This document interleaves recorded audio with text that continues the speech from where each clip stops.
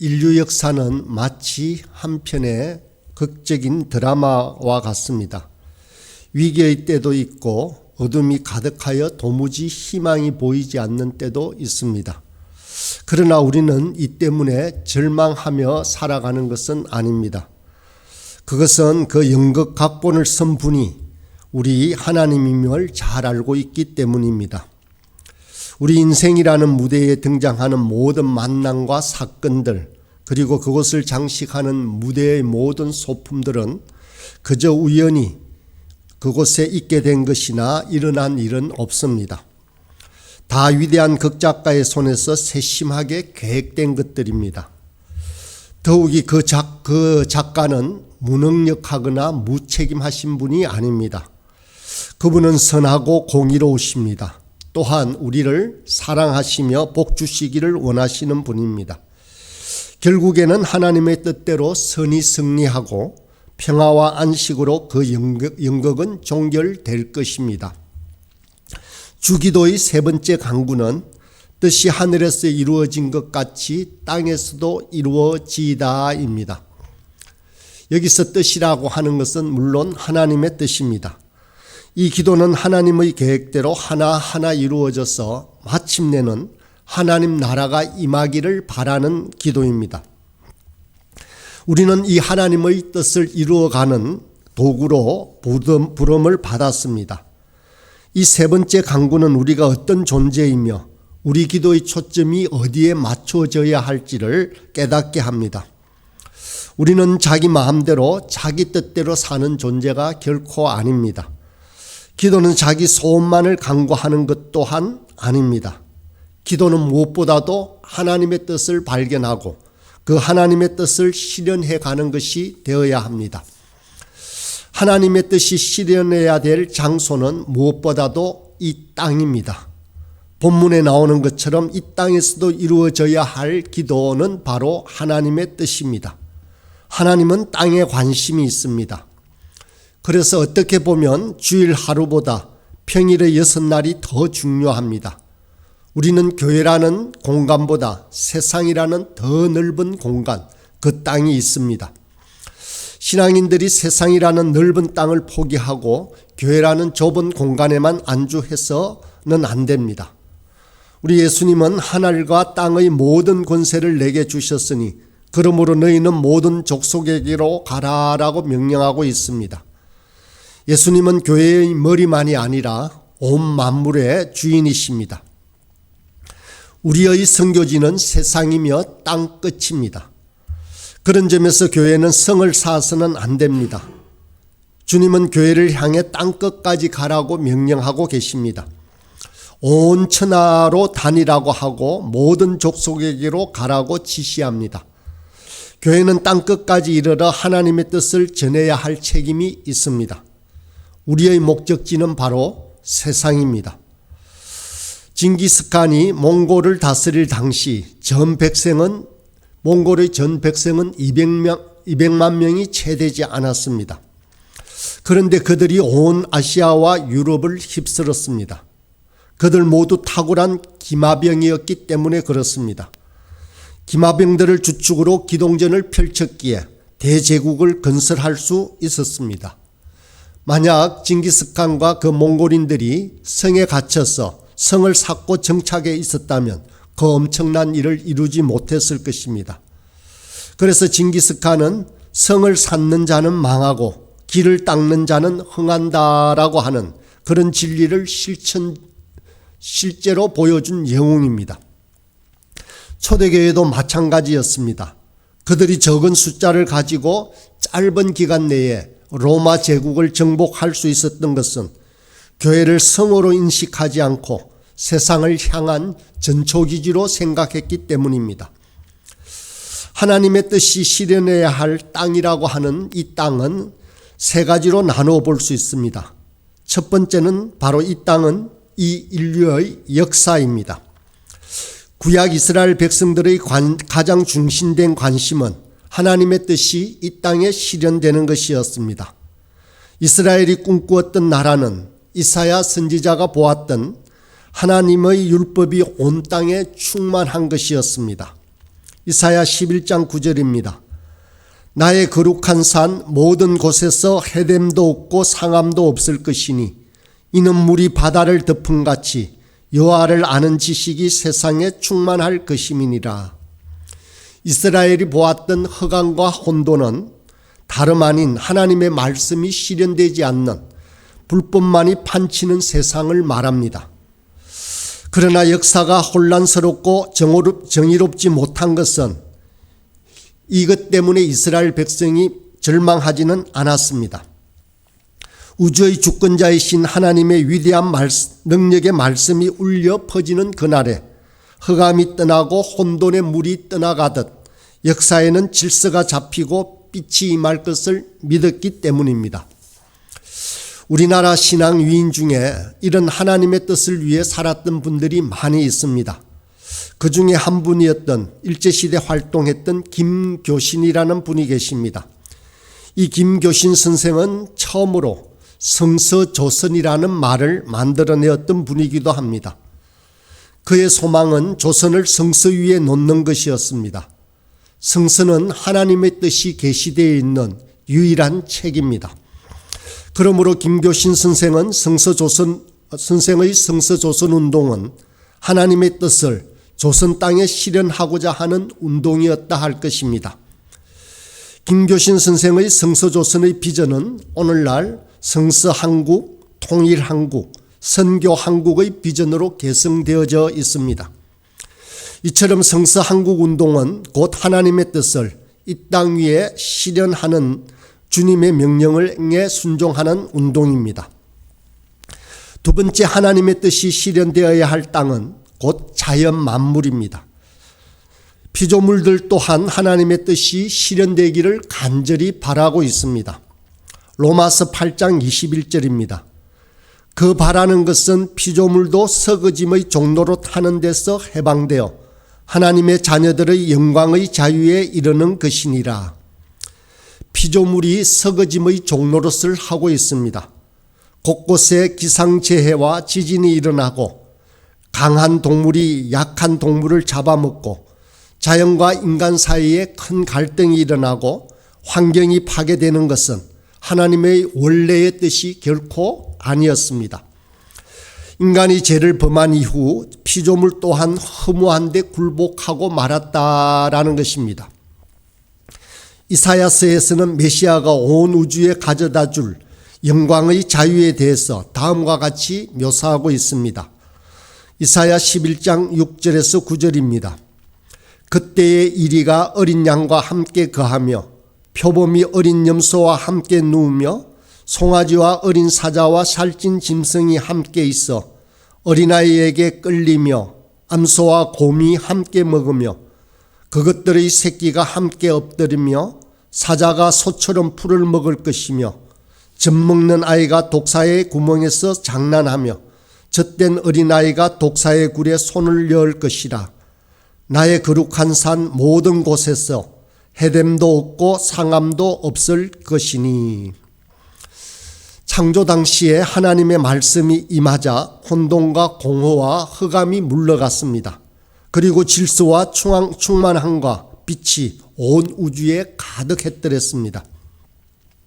그와 마찬가지로 하나님의 뜻이 온전히 이 땅에 실현되는 날, 이 자연 천지 만물에는 완전한 평화와 안식이 주어질 것입니다.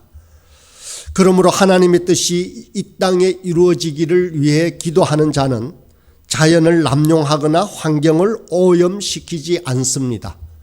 동물들을 학대하지 않으며 그들을 보호하며 친구가 되려고 합니다. 그것은 바로 장차 하나님께서 이루실 뜻을 알고 있기 때문에 그렇습니다. 미래는 아직 이루어지지 않았지만 이미 미래의 힘은 현재에 영향을 미치고 있습니다. 하나님의 뜻은 인간을 넘어 온 우주 만물을 향하고 있습니다. 하나님의 이름이 거룩히 여김을 받는 때는 언제일까요? 하나님 나라가 온전히 임할 때는 언제이겠습니까? 하나님의 뜻이 완전히 실현되는 것은 그 언제이겠습니까? 바로 종말의 때입니다.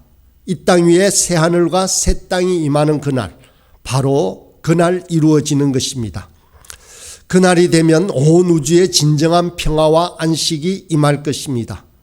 그래서 초대교회의 마지막 인사는 언제나 마라나타, 곧 아멘 주 예수여 오시옵소서였습니다.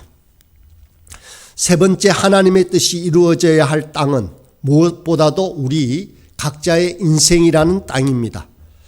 우리 한 사람 한 사람은 이 땅에 태어날 때 하나님의 뜻을 가지고 태어납니다. 그 누구도 예외는 없습니다. 모두가 하나님의 뜻을 붙잡고 태어납니다. 이 뜻을 우리는 소명 혹은 부르심이라고 합니다. 이 땅에 사는 동안 우리가 반드시 해야 할 일이 있다는 것입니다. 자기를 향한 하늘의 뜻을 발견한 사람은 행복한 사람입니다. 예수님은 하늘의 뜻을 실현하는 것을 자기의 양식으로 삼았다라고 말씀하셨습니다. 요한복음 4장 34절입니다. 예수께서 이르시되 나의 양식은 나를 보내신 이의 뜻을 행하며 그의 일을 온전히 이루는 이것이니라 라고 말씀하셨습니다. 예수님의 생애는 아주 짧았습니다. 십자가의 고난의 길을 걸어갔습니다. 그것이 자기가 짊어져야 할 하늘의 뜻이었기에 행복한 삶을 사셨습니다. 사실 주님께서 우리에게 하늘 뜻이 이루어지기를 위해 기도하라는 이유는 다름 아닌 우리의 행복을 위해서입니다. 어떤 물건을 만들 때는 그것을 만드는 목적이 있습니다. 그 물건은 그 목적에 맞게 쓰임받을 때 그것에 가장 적합하고 최선의 역할을 할 수 있는 것입니다. 우리 인생도 마찬가지입니다. 자기 마음대로 살면 행복할 것 같은데 결코 그렇지가 않습니다. 오히려 하늘 뜻에 맞추어 살 때 우리 인생은 행복하고 가장 풍성한 열매를 맺습니다. 우리의 직업이 바로 그렇습니다. 하나님께서 우리에게 계획하신 일이 있습니다. 그래서 그것을 천직이라고 합니다. 이 하늘이 정해준 직업을 발견한 사람은 보통 즐겁고 잘하고 보람됩니다. 자기에게 맞고 원하는 일이기 때문에 그렇습니다. 즐겁기 때문에 잘합니다. 우리 직업에는 여러 가지의 모양들이 있습니다. 여러 사무직도 있고 노동직도 있고 또 가사를 돌보는 일도 있고 여러 모양들이 있지만 모든 하나님의 부르심이 그렇듯이 그 하나하나의 활동과 직업을 통해서 사회나 다른 사람에게 도움이 되고 봉사할 수 있기에 보람될 수밖에 없습니다. 이렇듯 하나님의 뜻을 따라 살면 즐겁고 행복하며 열매가 풍성한 삶을 살게 됩니다. 우리 고전에는 순천자는 흥하고 역천자는 망한다는 말이 있습니다. 순천자 곧 하늘의 뜻을 따르는 자는 흥하고 역천자 하늘의 뜻을 거스르는 자는 망한다라는 뜻입니다. 하나님은 우리에게 뜻을 주시는 하나님이십니다. 이것을 다른 말로 비전이라고 합니다. 비전은 하늘 뜻을 품는 것을 말합니다. 하나님께서 우리에게 이 비전을 주실 때 우리의 가슴이 불타오르기 시작합니다. 이 하늘 뜻을 성취하는 길은 즐겁지만 쉽고 편한 길은 결코 아닙니다. 때로는 모험이 필요하고 고난도 감수해야 합니다. 그래서 오늘 뜻이 하늘에서 이룬 것 같이 땅에서도 이루어지다라고 하는 기도를 드리라고 하고 그 기도는 우리가 더욱 절실해질 수밖에 없습니다. 하나님은 아브라함에게 나타나셔서 내 본토 친척 아비 집을 떠나 내가 지시할 땅으로 가라라는 비전을 주었습니다. 이 하나님의 뜻은 아브라함이 기존의 땅을 떠나 다른 세계로 나아가는 것이었습니다. 이에 아브라함은 본토 친척 아비의 집에 안락함을 버리고 하나님의 뜻을 쫓아 알지 못하는 세상으로 나아갔습니다. 그래서 창세기에서 보듯 하늘의 뜻을 쫓은 아브라함의 삶은 참으로 성공적이었습니다. 그가 하늘 뜻을 향하여 나아가지 않았더라면 그는 아들도 없고 이름도 알려지지 않은 초라한 한 늙은이로 인생을 마감했을 것입니다. 그러나 그가 하나님의 뜻을 쫓아 나아갔을 때 그가 바로 믿음의 조상이 되고 열국의 아비가 되고 세상에서 가장 유명한 사람 중 하나가 되었습니다. 이스라엘 백성들에게도 가나안 땅을 향하여 나아가라는 하늘 뜻이 주어졌습니다. 하나님께서 원하시는 삶은 물질과 사람의 매인 노예의 삶이 아니었습니다. 새로운 땅을 개척하고 새 나라를 세우는 자유인의 삶을 살아가는 것이었습니다. 그러나 그 이스라엘 백성들 중에는 애굽에 대한 미련을 버리지 못하고 하나님의 뜻보다는 자기의 생각과 경험을 의지하는 사람들이 있었습니다. 이런 사람들의 특징은 원망과 불평이었습니다. 자기를 의지하기 때문이었습니다. 결국 이들은 시내산에서 우상을 섬겼고 가데스 바네아에서 하나님을 신뢰하지 못함으로 약속의 땅에 들어가지 못하고 광야에서 죽고 맙니다. 그러나 하나님의 뜻에 순종했던 여호수아와 갈렙은 가나안 땅이라는 약속의 땅에 들어갑니다.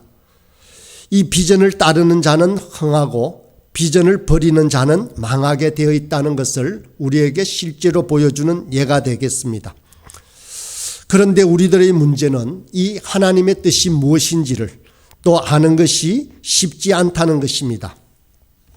성경에 명확히 지시되어 있는 것은 그대로 순종하면 됩니다.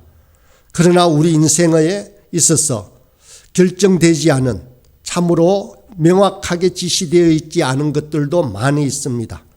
예컨대 어느 직업을 선택할 것인가, 나의 배우자는 누구이며 지금 닥친 문제에 대한 하나님의 뜻은 무엇인가 등의 문제가 그렇습니다. 그렇기 때문에 주님은 주기도의 모범을 통해서 우리에게 이 문제를 놓고 부지런히 기도할 것을 명하고 있습니다. 하나님의 뜻은 처음에는 흐릿하지만 계속 기도하고 순종하다 보면 뚜렷해지기 시작합니다. 예수님도 겟세마네 기도에서 처음에는 내 아버지여 만일 할만하시거든 이 잔을 내게서 지나가게 하옵소서라고 기도했습니다.